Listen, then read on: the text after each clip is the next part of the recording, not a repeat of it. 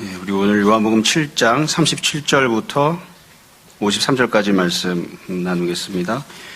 요한복음 7장은 뒤에 나오는 내용들의 주제를 제시하는 인트로덕션 같은 그런 역할을 합니다. 이미 앞에 두 개의 소단락이 있었고요. 지금 보고 있는 이 본문이 세 번째 소단락입니다. 그래서 지난주에 말씀드렸던 것처럼 지금 읽은 이 세 번째 소단락은 7장부터 나오게 된 맨 뒤에 나오는 12장까지 중에 맨 뒤에 나오는 세 번째 단락과 상관이 있거든요. 그래서 그 부분에서 어떤 내용이 나오는지 그것을 염두에 두시고 또 생각하고 본문을 보시면 조금 더 본문을 풍성하고 정확하게 읽을 수 있습니다. 그래서 11장 부분에 나오는 내용이 하나는 사건, 하나는 설교인데 그 뒷분에 나오는 사건은 나사로가 부활하는 사건입니다. 우리가 잘 아는 이미 죽었지만 무덤 문을 열고 일어나는 사건입니다. 그걸 쉽게 이야기하면 무덤이 생명을 가두고 있었는데 생명이 무덤 문을 박차고 흘러 넘치는 사건입니다. 그게 이제 부활 사건이죠. 그리고 예수님께서 그 사건 속에서 설교를 하시면서 나를 믿는 자는 죽어도 살 것이다. 그리고 살아서 나를 믿는 자는 영원히 죽지 아니할 것이다. 너희가 믿으면 하나님의 영광을 보리라. 그렇게 선포를 하셨습니다. 그래서 죽음이라고 하는 고난을 당하지만 혹은 형벌을 당하지만 믿음을 가지면 그 죽음을 넘어서 부활이라고 하는 영생이라고 하는 주님의 은혜가 강처럼 흘러넘치게 될 것이라고 선포하시는 그런 설교를 하십니다. 그 사건과 그 설교를 염두에 두시면 오늘 본문이 담고 있는 예수의 말씀을 우리가 좀 더 쉽게 볼 수 있지 않나 싶습니다. 앞에 나왔던 첫 번째, 두 번째 소단락 7장 전반부 내용에서는 사실은 상황이 나오고 예수님 말씀이 나오고 다시 반응이 나왔습니다. 근데 지금 읽은 이 본문에서는 그렇게 되어 있지 않고 짧지만 37절부터 39절에 예수님의 말씀이 먼저 나오고요. 40절부터는 다시 첫 번째 반응, 두 번째 반응 그렇게 반응들이 나옵니다. 우리가 좀 더 신경 써서 봐야 되는 부분은 예수님께서 말씀하신 내용입니다. 37절부터 39절까지 내용을 먼저 보겠습니다. 매우 단순하고 짧습니다. 그렇지만 그렇기 때문에 좀 더 세세하게 살펴봐야 되겠죠. 37절에 보시면 명절 끝날 곧 큰 날에 예수께서 서서 외쳐 이르시되 예수님 뭐라고 외치셨는가? 이 내용이 제일 중요합니다. 누구든지 목마르거든 내게로 와서 마시라. 나를 믿는 자는 성경의 이름과 같이 그 배에서 생수의 강이 흘러나오리라 하시니 예수님이 선포하신 내용입니다. 굉장히 짧은데 굉장히 중요한 내용이 이 안에 들어있습니다. 우리가 다 잘 아는 내용입니다. 제가 어렸을 때는 배에서 생수의 강이 흘러나오리라 이거를 잘 이해를 못해서 바다에 떠있는 배에서 강이 흘러나오는 건가 이렇게 생각하기도 했습니다. 그게 아니라 우리가 갖고 있는 배 있죠. 신체. 그러니까 이게 영어 성경에서는 어떻게 번역을 했냐면 그 사람으로부터 생수의 강이 흘러나올 것이다. 이렇게 번역을 했어요. 우리는 그 배에서 신체 일부분을 이렇게 표현을 했고요. 예수님 믿는 사람들은 생수의 강이 흘러나오는 은혜를 받게 된다. 이렇게 말씀하시는 거예요. 이 내용을 보시면 이 내용 자체가 굉장히 좀 이렇게 극단적으로 표현하자면 좀 혁명적입니다. 한 글자 한 글자가 다 구약 성경이나 여지껏 이 선포를 들어왔던 유대인들은 잘 알지 못했던 내용이에요. 먼저 보시면 누구든지라고 돼 있죠. 이스라엘 백성들은 유대인들은 이거 잘 익숙하지 않습니다. 우리가 잘 아는 대로 유대인들에게 익숙한 것은 여자 말고 남자, 또 아이들 말고 성인, 그리고 죄 지은 사람 말고 거룩한 사람들 이렇게 혈통으로 놓고 보자면 이방인 말고 유대인들 이런 사람들이 은혜를 받을 수 있다 이렇게 생각을 했습니다. 그게 또 구약에서 가르치고 있는 내용이기도 합니다. 근데 지금 예수님께서는 그런 거 말고 누구든지 여자도 상관없고 어린아이 노인도 상관없고 죄가 있는 사람도 상관없고 이방인이어도 상관없고 누구든지 이렇게 말씀하셨어요. 또 그 뒤에 그 누구든지가 어떤 상황인지를 말씀하실 때 목마르거든 이렇게 말씀하십니다. 목마르거든. 여러분 이게 유대인들은 이게 잘 이해할 수 없는 부분이에요. 왜냐하면 누가 예수님 앞에 나올 수 있는가? 누가 하나님 앞에 나올 수 있는가? 율법을 다 지켰거든. 아니면 하나님 앞에 온전히 살았거든. 그래서 내가 하나님께 상급을 받을 만한 자격을 갖추었거든. 이렇게 생각을 했는데 지금 예수님은 그렇게 말씀하지 않습니다. 어떤 일정한 조건을 갖춘 것에 대해서가 아니라 목이 마르기만 하면, 목이 마른 사람이라면, 그러니까 일정 부분은 핍절한 상황이죠. 뭔가가 결핍되어 있는 상황인데 그런 사람이라 하더라도 그런 사람 모두가 다 나올 수 있다고 말씀하시는 거예요. 지금 이 말씀 선포는 여지껏 잘 살았기 때문에 상을 받을 만한 자격을 갖추었다면 이게 아니라 그것과 아무 상관없이 그냥 목이 마르기만 하면 그렇게 말씀하세요. 그 다음에 보시면 내게로 와서 마시라. 유대인들은 이것도 익숙하지 않습니다. 왜냐하면 어떤 누군가 특정한 한 사람에게 가서 은혜를 받는다는 생각이 없었습니다. 하나님께서 그렇게 은혜를 베푸시지 않았기 때문이죠. 정해놓은 성전이 있어서 누구든지 유대인이고 남성이고 죄를 짓지 아니하였거든 상을 받을 만한, 은혜를 받을 만한 자격을 갖추었으면 성소에 나와서 하나님 앞에 예배드리면 그 성소에서 하나님이 은혜를 베푸신다, 이렇게 생각을 했습니다. 그런데 지금 예수님께서는 그게 아니에요. 성소로 가라, 제사장을 찾아라, 이게 아니라 나에게로 오면, 예수님께로 오면, 그러면 예수님께서 은혜를 베푸시는데 그 은혜의 결과가 그 배에서 생수의 강이 흘러나온다. 목마른 사람이 그저 목을 축이거나 갈증을 해결하는 그런 정도가 아니라 목을 다 축이고 갈증을 해결하고 그런 정도만이 아니라 배에 그냥 이 물이 들어가는 이 식도를 타고 흘러간 배 안에 물이 가득 찰 뿐만 아니라 흘러 넘쳐서 차고 넘쳐나는, 그러니까 댐이 무너져서 이 댐 밖으로 막 물이 차고 넘쳐나는 그런 은혜를 베푸시겠다, 이렇게 말씀을 하십니다. 이게 예수님께서 말씀하신 내용입니다. 굉장히 단순하죠. 그리고 이 내용을 있는 그대로 그냥 받기만 하면 그러면 됩니다. 근데 사실 이게 지금 말씀드린 것처럼 우리에게는 당연하게 여겨지는 부분들일 수 있지만 당시 유대인들은, 이 말씀을 들었던 직접적인 청중들은 이거 굉장히 혁명적인 선포입니다. 이걸 받아들이기가 참 쉽지 않은 거예요. 우리나라에서 예전에는 여성분들이 문턱을 넘어서서 함께 밥을 먹는 거, 그것까지 올라오는데 무진장 오래 걸렸죠. 근데 유대인들은 그런 정도가 아니라 성소에 가지 않아도 하나님께 나아가는 것이 아니라 예수 그리스도에게로 죄를 지었어도, 허물이 있어도, 목마르고 결핍함이 있어도 그래도 주님 이런 은혜를 베푸신다, 이걸 받아들이기가 굉장히 쉽지 않은 거죠. 그래서 이게 말씀 그대로 복음을 그대로 선포하신 그런 모습이라 볼 수 있습니다. 사실 이 내용을 우리가 이렇게 쭉 보면, 조금만 생각을 해보면 예수님께서 항상 이런 패턴으로 말씀하셨다는 것을 알 수 있습니다. 여러분, 우리가 알고 있는, 또 불신자들도 알고 있는 유명한 예수님의 말씀이 있는데 바로 산상수훈입니다. 산상수훈에 보면 팔복이 나오죠. 그 팔복도 사실은 이것과 똑같은 내용입니다. 똑같은 패턴으로 되어 있습니다. 잠시만 잘 한번 생각을 해보세요. 예수님께서 말씀하실 때에 이렇게 말씀하시죠. 가난한 사람은 복이 있다, 이렇게 말씀하시죠. 가난한 사람, 다르게 표현하면 목마른 사람입니다. 뭔가 결핍되어 있는 사람이, 부족한 게 있는 사람, 가난한 사람, 가난이라고 하는 것 때문에 목이 마른 사람은 복이 있다. 왜냐하면 그 사람이 나에게 나아오면 내가 그에게 돈으로는 살 수 없는 천국을 줄 것이기 때문에 그 사람은 복이 있다. 그러니까 팔복이 그렇게 되어 있는 거예요. 목마른 사람은 복이 있다. 왜냐하면 그가 목마른 채 나에게 나아오면 내가 그에게 그냥 목을 축이는 정도가 아니라, 가난을 채워주는 정도가 아니라, 오늘 먹을 만한 일용할 양식을 공급해 주는 것만이 아니라 돈으로는 살 수 없는, 이 세상에서는 얻을 수 없는 천국을 그 사람에게 내가 줄 것이기 때문에.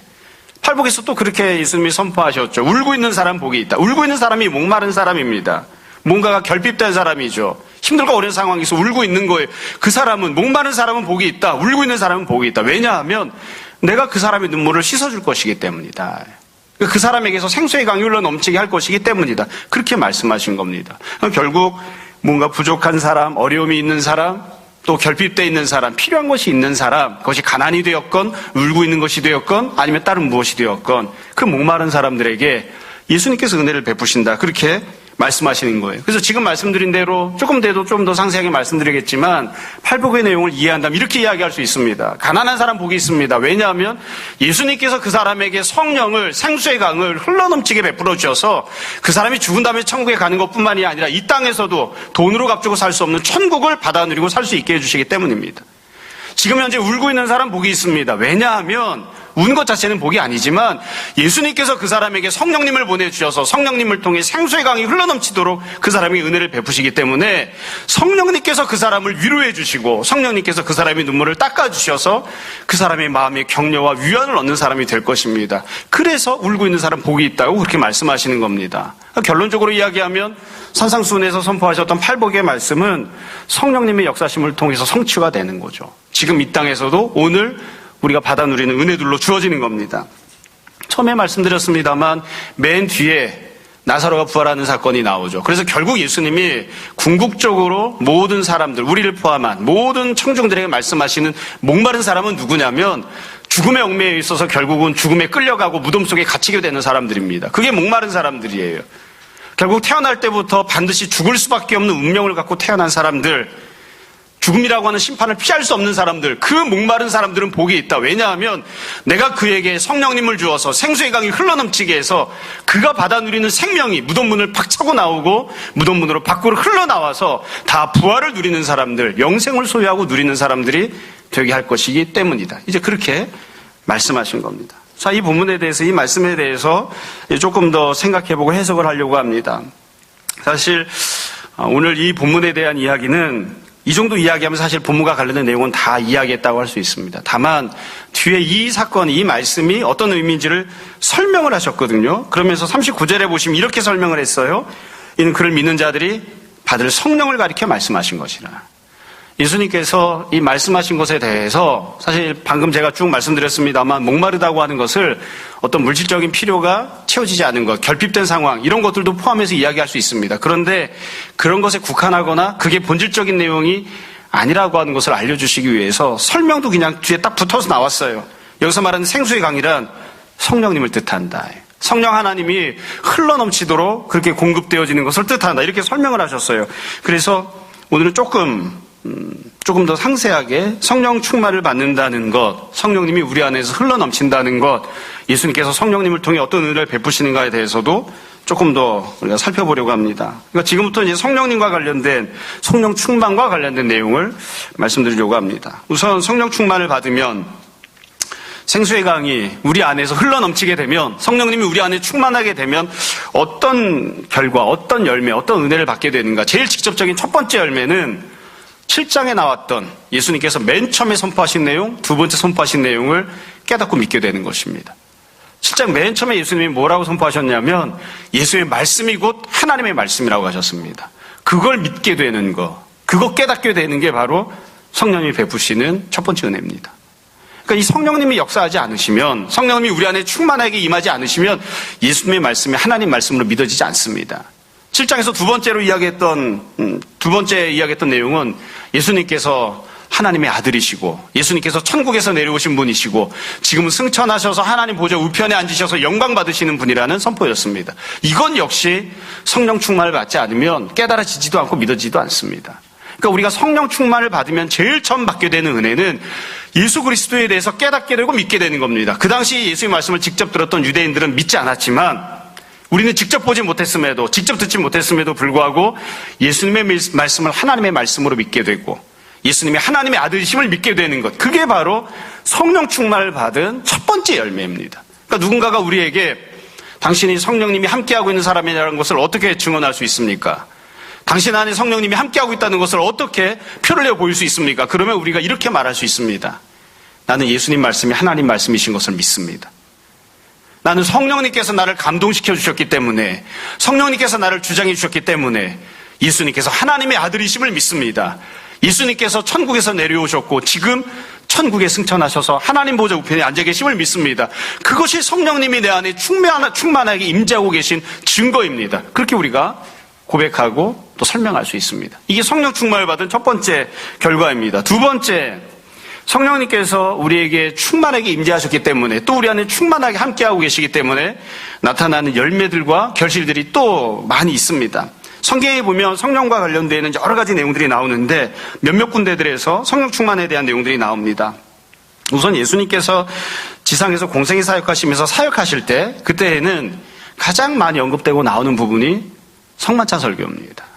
우리가 지금은 아직 보지 않았지만 지금 요한복음을 보고 있잖아요. 똑같은 요한복음에 요한복음 13장부터 13장, 14장, 15장, 16장까지 넉 장에 걸쳐서 예수님께서 성만찬 하시면서 설교하셨던 내용이 기록되어 있는데 그 성만찬 때 설교하셨던 내용들을 가만히 보시면 다 성령님에 대한 언급들이 나옵니다. 예수님께서 이렇게 말씀을 하셨습니다. 우리가 이 땅에서 살아가면서, 제자들이 이 땅에서 살아가면서 만나게 되는 현실들이 있다. 첫 번째 현실은 제자들끼리도 서로 배신하는 그런 상황을 만나게 될 것이다. 그러나 너희는 서로 사랑하라. 두 번째는 너희가 이 땅에 있으면서 주님 말씀이 성취되지 않는 것처럼 보이고 내가 기도했던 것들이 응답되지 않은 것처럼 보여서 근심하는 현실을 만나게 될 것이다. 그러나 그 가운데서도 성령님께서 함께 하심으로 너희가 평안을 누리게 될 것이다. 세 번째로는 너희가 이 세상에 살면서 미움을 받게 될 것이고 그리고 절망 가운데 빠질 것이다. 그러나 성령님께서 함께 하심으로 나의 기쁨, 천국에서 내려오는 기쁨을 너희도 누리게 될 것이다. 마지막으로는 너희가 환난을 받게 될 것이고 핍박을 받게 될 것이고 심지어 죽임당하는 자리에 내어 놓임을 당하게 될 것이지만 그러나 성령님께서 함께 하시기 때문에 너희가 담대함을 갖게 될 것이다. 그렇게 말씀하십니다. 그러니까 성령님께서 우리와 함께 하시면 성령님의 우리 안에 충만하게 임재하시면 우리가 성령 충만을 받으면 어떻게 되는가? 우리가 살아가고 있는 현실이 배신당하는 현실, 우리가 당하고 있는 현실이 근심하는 현실, 미움과 절망에 빠지는 현실, 환난과 핍박을 당하는 현실을 할지라도 성령님께서 천국으로부터 우리에게 갖다 주시는 귀한 은혜들, 천국에 속한 은혜들을 누리는 자들이 되는 겁니다. 사랑하는 자, 평안을 누리는 자, 기쁨을 누리는 자, 담대함을 누리는 자. 이게 성령 충만이 우리에게 임했기 때문에 우리가 얻고 누리게 되는 결실들이고 열매들입니다. 그러니까 우리가 뒤집어 이야기하면 당신에게 성령 충만이 있습니까? 그랬을 때 아까 말씀드렸던 것처럼 고백할 수도 있고 동시에 이렇게 이야기할 수 있어야 됩니다. 성령님께서 나와 함께 하시고 내 안에 충만하시기 때문에 나에게서부터 성령님이 충만하게 생수의 강처럼 흘러넘치시기 때문에 나는 힘들고 어려운 상황 속에 살아간다 할지라도 사랑하며 살고 천국의 기쁨을 누리며 살고 이 세상에 알 수도 줄 수도 없는 평안을 누리고 살고 담대하게 살아갑니다. 그게 성령님이 내 안에 함께 하시는 증거입니다. 우리가 그렇게 고백할 수 있습니다. 그렇게 또 고백할 수 있었으면 좋겠습니다. 이것뿐만이 아니라 사도행전에 보면 성령님의 역사심들이 가장 많이 나옵니다. 이건 우리 성도들이 잘 아는 부분이죠. 사도행전에 보면 성령께서 어떤 일을 하시는지가 쭉 나오는데 사실 우리들은 그 여러 가지 사역들 중에 세세하게 이것저것 이렇게 한 가지 한 가지를 띄어서 생각하곤 합니다. 근데 그 모든 것들이 사실은 다 하나로 묶여져 있습니다. 사도행전에 기록하고 있는 내용은 크게 보자면 딱 하나입니다. 교회를 세우는 겁니다. 처음에 교회가 세워질 때 성령님께서 교회를 세우는데 쓰임받을 사람들에게 충만하게 불같이 임재하셔서 그들에게 다 방언을 하게 하셨죠. 방언이라고 하는 게 뭡니까? 예수님 말씀 지금 하신 것처럼 이 방식을 그대로 적용하면 이겁니다. 내가 할 수 있는 말, 내가 할 줄 알았던 말, 내가 갖고 있던 생각은 태어나면서 이 땅에서 배웠던 말들밖에 없었는데 성령님께서 내 안에 들어오셔서 생수의 강처럼 흘러넘치시기 때문에 성령님이 주시는 말씀이, 성령님이 하시는 말들이 내 육체를 넘어서서 튀어나오는 겁니다. 그게 방언을 하는 겁니다. 그래서 성령 충만을 받은 자들, 성령님이 하게 하는 대로 말을 하는 자들, 그런 자들이 교회를 세우는 데 쓰임을 받고 성령님께서 행하셨던 기적과 표적들이 나타나고 성령님께서 환난을 당한 가운데서도 말씀을 선포하게 하시고 그래서 결국 교회들이 세워진 역사가 나타나죠. 그래서 성령 충만이 나타나면 도대체 어떤 일들이 어떤 결과들이 나타나는가? 사도행전을 보면 아주 간단하게 이야기할 수 있습니다. 교회가 세워집니다. 교회가 세워지고 교회가 든든하게 자리를 잡아갑니다. 그래서 내가 무언가를 성령의 이름을 빙자해서 했는데 그것이 교회를 허물거나 아니면 교회에 분열을 가지고 오거나 절대로 성령님이 하시는 일이 아닙니다. 성령님은 그렇게 역사하지 않습니다. 그 위에 로마서를 보면 7장 8장에서 사도 바울이 우리가 예수님을 믿고 구원을 받은 다음에 어떤 은혜를 받는지를 쭉 설명하면서 이렇게 설명합니다. 첫 번째는 성부 하나님께서 베푸신 은혜, 두 번째는 성자 예수님께서 베푸신 은혜, 세 번째는 성령 하나님이 베푸신 은혜를 쭉 설명을 하고 있습니다. 성령 하나님은 어떤 은혜를 베푸시는가? 어찌 보면 불행하지만 우리가 환난을 당하지만 찢김을 당하지만 고난을 당하지만 그 현실은 그거예요. 환난을 당하는 게 현실이에요. 그러나 성령님께서 첫 번째로 우리와 함께 하시고 두 번째로 성령님께서 우리를 인도하시고 세 번째로 성령님께서 우리를 도우신다. 그러니까 성령님이 우리에게 베푸시는 은혜 세 가지를 사도 바울이 설명을 했어요. 함께 하시는 은혜, 인도하시는 은혜, 도우시는 은혜를 베풀어 주신다.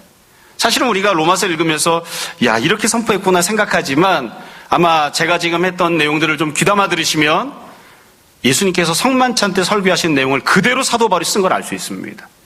예수님께서 성만찬 때 그렇게 말씀을 하셨다고요. 서로 배신을 당할 것이다. 너희가 근심할 것이다. 너희가 미움당할 것이다. 절망할 것이다. 환난과 핍박을 당할 것이다. 그러나 성령님께서 너희와 함께 하실 것이고 성령님께서 너희를 인도하실 것이고 성령님께서 너희로 가르치시고 생각나게 하셔서 너희를 도우실 것이다. 예수님께서 성만찬 설교 때 하셨던 그 내용을 똑같이 그대로 일정 부분 아주 일부분만 표현을 바꿔서 사도 바울이 로마서 7장 8장에 썼다고요. 그러니까 성령님께서 어떤 은혜를 베푸시는가? 우리가 성령 충만을 받으면 생수의 강이 우리에게서 흘러 넘친다고 하는 것은 어떤 은혜를 받게 된다는 뜻인가? 성령님께서 우리와 함께 하시고 우리를 인도하시고 우리를 도우시는 은혜를 베풀어 주신다. 우리가 만나고 살아가는 이 땅에서의 현실들은 힘들고 어렵지만 그러나 그 모든 상황 속에서 성령님께서 은혜를 베푸신다. 이게 성령 충만을 받은 그런 모습입니다.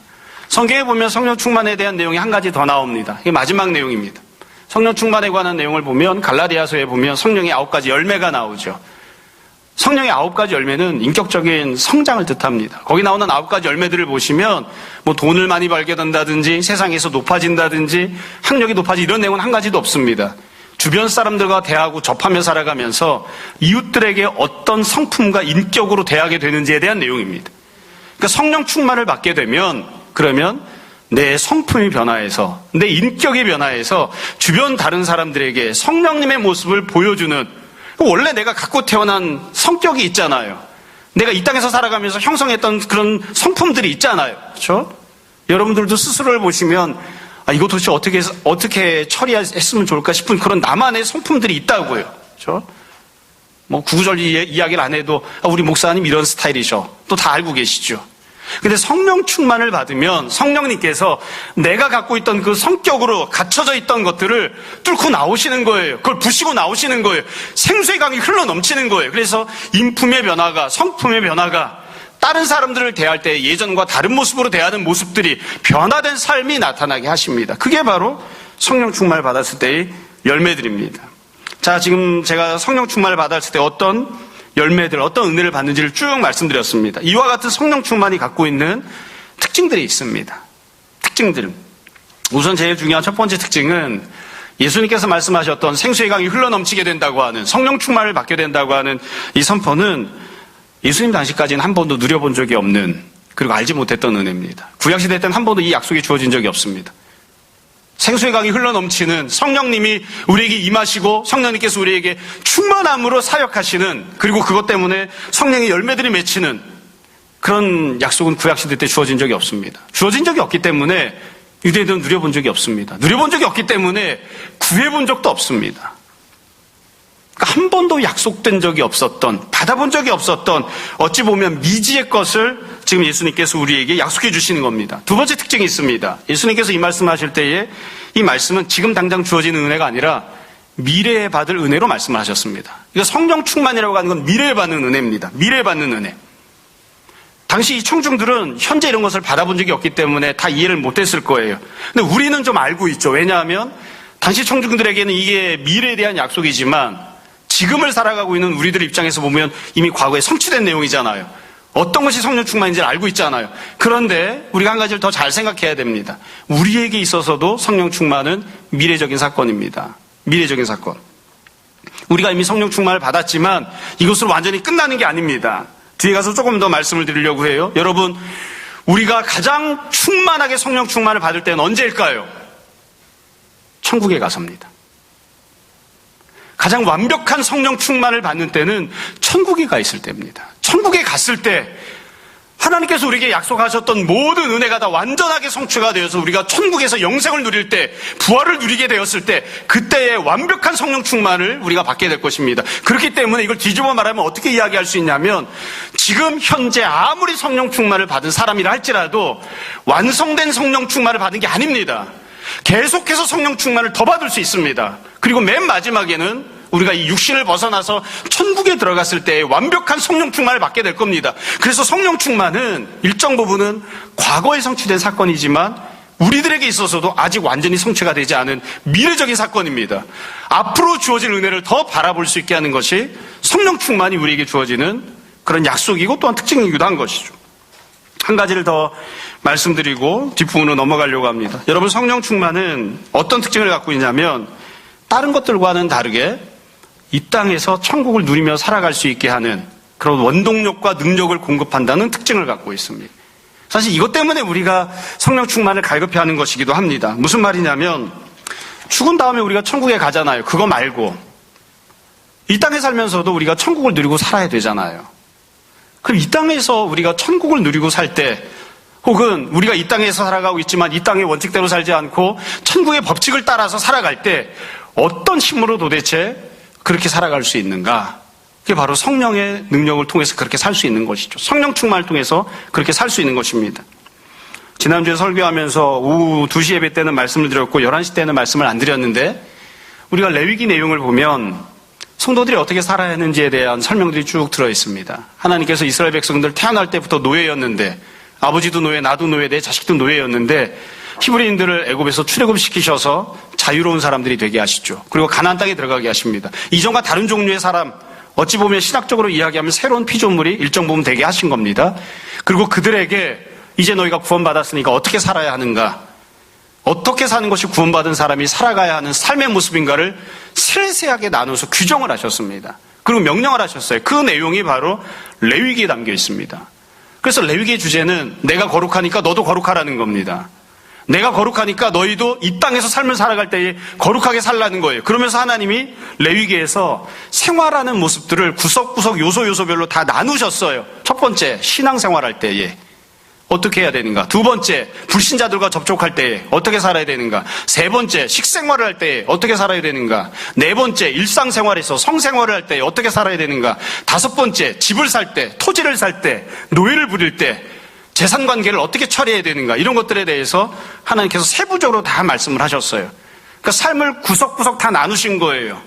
우리가 일상생활을 하면서 이 땅에서 살아갈 때에 가정생활, 교회생활, 직장생활 이렇게 나누는 것처럼 식생활, 의복을 살아가는 생활, 또 집을 사고 팔면서 생활하는 것 이렇게 나눈 것처럼 삶의 구석구석을 다 요소별로 나누신 다음에 그 각각의 부분들에 대해서 어떻게 사는 것이 거룩하게 사는 것인지를 레위기에서 세부적으로 명령을 했다고요. 그런데 예수님께서 마찬가지 방식으로 은혜 받은 사람, 하나님의 자녀가 된 사람이 살아가야 하는 삶의 모습을 산상수훈에서 말씀을 하십니다. 이러이러하게 살라, 이러이러하게 살라. 근데 그 산상수훈이 규정하고 있는 모든 내용들은 너무 어렵습니다. 순종하기가. 이쪽 뺨을 때리면 저쪽 뺨을 돌려대라. 남을 비판하지 마라. 다른 사람이 오리를 가져가고 하면 10레를 가져오라. 기타 등등. 예수님께서 산상수훈에서 말씀하신 내용도 크게 보면 하나님을 사랑하고 섬길 때 어떻게 해야 하는가, 이웃을 사랑하고 섬길 때 어떻게 해야 되는가, 이 두 가지 내용을 가지고 쭉 선포를 하셨는데 레위기가 담고 있는 율법과는 비교할 수 없는 아주 높은 수준의 말씀을 예수님께서 명령을 하십니다. 사실 그것도 모든 것을 다 말씀하신 건 아닙니다. 몇 번이나 설교할 때 말씀드렸지만 예수님께서 산상수훈에서 말씀하시려고 했던 요지를 한마디로 이야기하면 천국에서 행하는 것처럼 이 땅에서도 행하라는 겁니다. 그걸 일부분만 조금 설명을 하신 거예요. 근데 그 모든 말씀을 다 하신 다음에 예수님이 우리가 잘 아는 그런 말씀을 하셨죠. 구하라, 찾으라, 문을 두드리라. 무엇을 구하고 문을 찾고 문을 두드려야 됩니까? 예수님이 말씀하셨던 그 산상수훈의 말씀대로 이 땅에서 살아가는 삶을 구해야 됩니다. 우리가 비록 육신을 갖고 이 땅에서 살고 있지만 천국에서 살아가는 것처럼, 천국의 법칙을 갖고 살아가는 것처럼 다른 사람들은 다 땅 투기를 하고 살아갈 때 너는 그런 거 하지 말고 살아라. 예수님이 주셨던 말씀대로 살아가는 삶을 우리가 살기 위해서 그런 삶을 살 수 있게 해달라고 구하고 자꾸 두들겨야 됩니다. 그러고 나서 주님이 그렇게 말씀하신다고요. 구하는 자들에게 성령을 주실 것이다. 그러니까 예수님이 말씀하신 산상수훈의 내용대로 살려면 어떻게 해야 되는가? 결심하고 각오하고 노력해서 되는 게 아니라 그건 당연한 것이고, 그런 것들을 해야 되는 건 당연한 것이고, 그것만으로는 되지 않아서 성령님을 달라고 기도해야 됩니다. 그러면 하나님께서 우리에게 성령님을 주실 것이고, 성령님이 주시는 능력을 통해서 산상수훈에서 예수님이 말씀하시고 명령했던 대로 이 땅에서 구원받은 자답게 살아갈 수 있습니다. 여러분, 레위기에서는 명령만 있습니다. 이렇게 살아라. 근데 어떤 능력으로 그렇게 살 수 있는지, 능력을 어떻게 하면 공급받을 수 있는지에 대해서는 한 번도 하나님께서 말씀하시거나 약속하신 적이 없습니다. 예수님 그렇게 안 하십니다. 레위기보다 훨씬 더 높은 수준의 명령을 하시고, 그리고 어떻게 해야 그렇게 살 수 있는지도 말씀하십니다. 성령 충만을 받아야 그렇게 살 수 있습니다. 우리가 성령을 달라고 구하고 하나님께서 성령을 은혜로 베풀어 주셔야 우리가 산상수훈에서 명령한 것처럼 살 수 있습니다. 그리고 우리가 그렇게 살았다 할지라도 결국 그것은 우리의 공로가 되지 않죠. 우리 업적이 되지 않습니다. 왜냐하면 내 힘으로 그렇게 한 것이 아니라 성령님께서 우리를 도와주셔서 이렇게 그렇게 행한 것이니까 그것은 우리의 상급의 이유가 되지 않습니다. 결국 지금 말씀드렸던 이런 특징들을 한마디로 쉽게 이야기하면 이렇게 이야기할 수 있습니다. 내가 예수님 믿고 이 땅에서 살아가고 있는데, 구원받은 사람으로 살고 있는데 왜 나는 이렇게 삶이 생족 같을까? 나는 무엇을 구해야 됩니까? 성령 충만을 구해야 됩니다. 내 삶은 왜 이렇게 힘들고 어려울까? 나 왜 이렇게 소망이 없을까? 나는 왜 이렇게 평안이 없을까? 내 삶 속에는 왜 이렇게 눈꽃만큼도 천국이 없고 나는 죽은 다음에만 천국을 가야 되는 것인가? 그럴 때 우리 성령님을 구해야 됩니다. 주님께서 약속하신 그 말씀을 붙잡고 주님 나에게 성령님을 베풀어 주셔서 내 배에서 생수의 강이 흘러넘치게 해주십시오. 내가 지옥과 같은 이 땅에서 살아간다 할지라도 천국에 있는 평안을, 천국에 있는 기쁨을, 천국에서 누릴 수 있는 담대함을 이 땅에서도 누리며 살아가게 해주십시오. 내 힘으로는 실천할 수 없지만 산상수훈에서 주님께서 명령하고 말씀하셨던 내용들을 내가 실천하며 순종하며 살아갈 수 있게 해주십시오. 우리가 그렇게 기도해야 됩니다. 뒷부분으로 넘어갑니다. 뒤에는 간단하게 말씀드리겠습니다. 뒤에 40절부터 보면 44절까지 반응 두 가지가 나오고요. 45절부터 53절까지 반응 또 두 가지가 나옵니다. 굉장히 복잡하게 되어 있습니다. 상세하게 기록되어 있고요. 근데 이거 한마디로 이야기하면 이게 뭐 별로 이렇게 쓸데가 없는 내용입니다. 왜냐하면 다 불신앙적인 내용이거든요. 여러분 40절부터 44절까지 보면 이렇게 반응들이 나옵니다. 어떤 사람들이 예수님이 그 선지자다, 그리스도다 이렇게 이야기를 해요. 그러니까 다른 무리들이 또 이야기를 합니다. 41절에 보면 그리스도가 어떻게 갈릴리에서 나오겠느냐. 그리스도가 어떻게 갈릴리에서 나오겠느냐. 예수님 혈통을 보니까 메시아가 아니다 이렇게 이야기하는 거예요. 그래서 어떤 사람들은 조금 긍정적인 반응, 그러나 어떤 사람들은 혈통을 가지고 예수님을 적극적으로 대적하는 그런 반응을 합니다. 그 뒤에 보면 45절부터 똑같습니다. 이 바리새인들이 돈 주고 예수님 잡아오라고 했더니만 아랫사람들이 돈은 받아먹은 다음에 예수님 안 잡아오죠.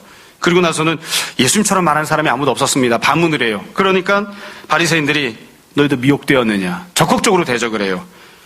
50절부터 보시면 니고데모가 이야기를 합니다. 니고데모가 우리는 그 사람이 말한 거 확인도 해보기 전에 이렇게 판단하느냐. 그러니까 이 유대인들이, 랍비들이 니고데모에게 이야기를 하죠. 너도 갈릴리 출신이냐. 결국 40절부터 53절까지를 보면 정도의 차이는 있지만 다 불신앙적인 반응을 하고 있는 거예요. 예수님에 대해서 표적을 보았기 때문에 야 대단한 표적을 행하는 사람이야 인정을 하지만 믿지는 않아요. 예수님을 따라 나오는 그런 반응을 하진 않아요. 그래서 여기 나오는 반응을 보면 정도의 차이는 있지만 다 불신앙적인 반응을 하고 있고 나름대로 조금 더 객관적으로 예수님을 보고는 있지만 그래도 믿음을 갖고 있지는 않고 그래서 서로 쟁론하는 믿음을 갖지 않은 상황에서 쟁론하는 그런 모습들을 보고 있는 거죠. 이렇게 하면 안 됩니다. 한마디로 이야기하면 우리가 이 땅에서 살아가면서 내 주변에 있는 사람들이 어떤 사람들은 조금 더 예수님께 호의적입니다. 어떤 사람들은 적극적으로 대적하고요. 우리 두 가지 다 취해서는 안 됩니다. 두 가지 반응 다 예수를 믿는 반응이 아닙니다. 우리 그런 식으로 행동해서는 안 됩니다. 자, 이제 오늘 말씀을 정리하겠습니다. 언제나 늘 그렇게 했던 것처럼 본문에 대해서 쭉 설명하고 이제 전체적인 내용을 다시 말씀드리려고 합니다. 전체적인 내용은 앞분에 말씀드린 내용을 다시 한번 또 말씀드리는 겁니다. 오늘 본문에서 우리가 꼭 기억해야 되는 것들, 또 우리가 핵심적으로 생각해야 될 것들이 몇 가지 있습니다. 우선 첫 번째는 역시 늘 그랬던 것처럼 본문 내용이 제일 중요합니다. 문자적인 의미가 제일 중요합니다. 예수님은 어떤 은혜를 우리에게 베푸시나요? 주님은 우리에게 성령님을 베푸십니다. 주님은 우리에게 성령님이 생수의 강처럼 흘러넘치게 하시는 은혜를 베푸십니다. 그게 예수님께서 우리에게 베푸시는 은혜입니다. 여러분 다시 한번 잘 생각하시기 바랍니다. 그게 예수님의 은혜입니다. 제가 어렸을 때에는 천국에 가면 그런 줄 알았습니다. 천국에 갔다 왔다는 사람들이 간증문도 많이 있었고 사실인지 거짓말인지 알 수 없지만 천국은 어떤 곳입니까? 천국은 너도 100평짜리 빌라에 살고 나도 100평짜리 빌라에 살고 천국은 너도 그물이 된 길을 걷고 나도 그물이 된 길을 걷고 그래서 어렸을 때는 어떻게 생각했냐면 천국은 너도 떼부자로 살고 나도 떼부자로 살고 천국은 너도 이병철 못지않은 사람으로 살고 나도 이병철 못지않은 사람으로 살고 그게 천국인 줄 알았습니다. 혹시 우리 아직도 그렇게 생각하고 있지는 않습니까? 천국은 그런 곳이 아닙니다. 천국은 너도 성령 충만한 자로 살고 나도 성령 충만한 자로 사는 곳입니다. 우리가 다 너무 돈에 얽매여서 살기 때문에 우리가 다 너무 이 땅에 속한 것들에만 얽매여서 살기 때문에 천국에 가면 내가 여기서 그렇게 지긋지긋하게 원했던 내가 그렇게 지긋지긋하게 원했던 돈, 명예, 학식, 지위, 기타 등등 건강 모든 것들이 내가 원하는 대로 완벽하게 성취가 되어져서 너도 나도 남부럽지 않게 사는 곳이 천국이라고 흔히 생각하곤 합니다. 우리가 계속해서 이 땅의 것들을 바라보니까요. 근데 천국은 그런 곳이 아닙니다. 물론 그런 모든 은혜를 베풀어 주시지만 거긴 눈물도 없고 병도 없고 죽음도 없지만 그러나 천국은 너도 완벽한 성령 충만함으로 살고 나도 완벽한 성령 충만함으로 살고 너도 성령님께서 너의 배로부터 생수의 강이 흘러넘치는 그 모습으로 살고 나도 내 안에서 생수의 강이 흘러넘치는 그 모습으로 단 한 번도 단 한순간도 실수함 없이 부족함 없이 살아가는 그곳이 천국입니다. 그게 예수님이 베푸신 은혜입니다. 우리가 이 사실을 늘 기억해야 합니다. 두 번째로 이 생수의 강이 흘러넘치는 은혜는 죽은 다음에 천국에 가서만 누리는 것이 아니라 이 땅에서도 누리며 살아야 됩니다. 이 땅에서 그 천국을 누리며 살라고 주님께서 이 약속의 말씀을 주신 것입니다. 아까 말씀드렸던 것처럼 성만찬 설교에서처럼, 그리고 사도 바울이 로마서에서 선포했던 것처럼, 사도행전이 기록한 것처럼, 갈라디아서가 기록한 것처럼 지금 당장은 환난을 만나고 힘들고 어려운 지경에 처하는 것처럼 보여도 우리가 다 천국을 누리며 살 수 있습니다. 그 은혜를 우리가 소망하고 또 우리가 간절히 간구해야 됩니다. 세 번째로, 우리는 무엇을 구합니까? 다시 한번 잘 생각해 보십시오. 예수님께서 성령님을 주신다는 이야기를 하면 종종 어떤 사람들은 이 땅에 속해 있는 것들, 이 땅에서 살아가면서 필요한 것들, 일용할 양식과 관련된 것들은 필요 없는 것처럼 생각하는 사람들이 있습니다. 영적인 은혜만 필요하고 물질적인 것은 아무것도 아니니까 이렇게 한착히 여기는 분들이 있습니다. 그것도 옳지 않습니다. 거꾸로도 마찬가지로 옳지 않습니다. 우리가 늘 기도하는 기도 제목처럼 물질적인 것들, 이 땅에서 필요한 것들만 늘 주님 앞에 기도하는, 그것도 옳지 않습니다. 예수님 믿으면 물질적으로 복을 받습니다. 예수님 믿으면 건강해질 수 있습니다. 예수님 믿으면 자녀가 형통함을 누릴 수 있습니다. 맞습니다. 저도 그렇게 생각하고 그렇게 기도합니다. 그러나 그것만 구하면 그게 옳지 않다는 것을 우리가 잘 알고 있죠. 우리가 그런 걸 기복주의라고 하는 겁니다. 예수님이 복을 주시지 않아서가 아니라 그것만 구하면 기복주의가 됩니다. 또 마찬가지로 물질적인 필요는 아무것도 아닌 것인 양 현실을 도외시해버리고 현실을 인정하지 않고 영적인 것만 구하면, 죽은 다음에 천국만 구하면 그것도 주님께서 말씀하신 내용에 합당하지 않습니다. 다만 문제는 여기에 있습니다. 어떤 사람들은 기복주의 신앙을 갖고 있고 어떤 사람들은 죽은 다음에 천국에 가는 것만 생각합니다. 이거 비율을 잘 맞추셔야 됩니다. 우린 무엇을 구합니까? 이게 제일 좋은 방법은 아니지만 현실적으로 점검할 때는 유용한 방법이긴 한 것 같아요. 여러분 몇 대 몇으로 구하십니까? 성령님을 구하는 것과 물질과 건강을 구하는 것 몇 대 몇으로 구하십니까? 5대 5로 구하면 안 됩니다. 성령님을 구하는 것이 그래도 6, 돈을 달라고 기도하는 것이 4, 성령님을 구하는 게 7, 건강과 또 이 땅에서 필요한 물질들을 채워달라고 하는 것이 3, 비율이 성령님을 구하는 게 더 많아야 됩니다. 그게 정상인 겁니다. 여러분, 우리는 몇 대 몇으로 구하십니까? 우리는 무엇을 구하고 살고 있습니까? 예수님께서 약속하신 것은 성령님이신데 우리는 그것이 아닌 다른 것들을 훨씬 더 많이 구하고 살고 있는 것은 아닌가? 여러분, 우리는 생수의 강을 누리며 살고 있습니까? 어찌 보면 이게 제일 중요한 현실적인 문제죠. 이 코로나 시대를 살면서 우리는 생수의 강이 우리로부터 흘러넘치는 삶을 살고 있습니까? 이거 분별하는 거 어렵지 않습니다. 내가 나 자신을 보면 알고 옆에 있는 사람이 나를 보면 압니다. 옆에 있는 사람을 보았더니만 왜 당신은 그렇게 짜증이 흘러넘치십니까? 당신은 왜 그렇게 불평이 흘러넘치십니까? 당신은 왜 그렇게 의심이 흘러넘치십니까? 왜 그렇게 두려움이 흘러넘치십니까? 왜 그렇게 불안해하십니까? 우리를 보았을 때 우리가 우리 안으로부터 불안이 막 흘러넘치는 사람, 짜증이 흘러넘치는 사람, 두려움이 흘러넘치는 사람인지 아닌지를 잘 보면 됩니다. 다시 말씀드리지만 이 땅의 모든 삶의 환경은 좋지 않을 것입니다. 예수님께서 말씀하신 것처럼. 그런데 주님께 은혜를 받은 사람, 주님의 약속을 붙잡고 사는 사람, 성령 충만을 받고 성령이 내 안에서 생수의 강처럼 흘러넘치는 사람은 배신당하는 현실 속에서 살아도, 미움과 절망이 가득한 현실 속에서 살아도 그래도 기쁨이 있고 평안이 있고 또 그것이 흘러넘치는 삶을 삽니다. 그렇게 살 수 있습니다. 우리는 과연 생수의 강이 흘러넘치는 그런 삶을 살고 있습니까? 우리는 무엇이 넘치는 삶을 살고 있습니까? 코로나 시대인데, 코로나 시대이다 보니까 코로나 블루라고 하죠. 막 다들 우울증이 걸리고 짜증이 나서 한여름도 아닌데 이 불쾌지수가 막 올라가고 누가 옆에서 한마디만 이야기하면 잘 걸렸다, 한번 이참에 폭발해보자, 이렇게 막 폭발하는, 우리 어떤 모습으로 살고 있습니까? 잘 한번 생각해 봤으면 좋겠습니다. 어떤 분들은 난 성령 충만과 상관없어 이렇게 생각할지도 모릅니다. 그러나 우리가 잘 인식하지 못해서 그렇지 하나님이 우리를 사랑하시고 하나님께서 우리에게 성령님을 보내주셔서 우리가 그 은혜 가운데 여지껏 다 살아왔습니다. 지난 주간에 설교 준비하면서 들었던 복음성이 하나 있습니다. 박수진 씨라는 분이 불렀던 4집에 나왔던 찬양인데 제목이 아, 맞다. 가사는 아, 맞다가 한 번도 안 나옵니다. 제목은 아, 맞다. 가사를 보면 아주 간단해요. 복음성은 만들기도 정말 편한 것 같아요. 똑같은 가사를 막 여러 번 하다가 안 되면 할렐루야 8번 반복 막 이렇게. 가사가 이렇습니다. 하나님이 날 참 사랑하시네. 세월에 묻혀 또 현실에 갇혀 잊고 살다가도 그냥 살다가도 어느 날 문득 생각해 보면 하나님이 날 참 사랑하시네. 이 제목이 아, 맞다. 우리가 성령과 아무 상관없이 살아갔던 것처럼 보여도 사실 우리가 숨을 쉬고 살 수 있었던 것, 그래도 조금씩 소망을 품고 살 수 있었던 것은 우리 안에 성령님께서 은혜를 베푸셨기 때문입니다. 여러분, 모쪼록 주님 우리에게 약속하신 은혜를 우리가 무엇인지 잘 기억하고 간절함으로 기도하고 다 응답받아서 성령 충만함을, 우리의 배에서 생수의 강이 흘러넘쳐남을 우리가 다 받아 누렸으면 좋겠습니다. 그런 귀한 은혜가 우리 모두에게 풍성히 임하기를 주님 이름으로 축원합니다.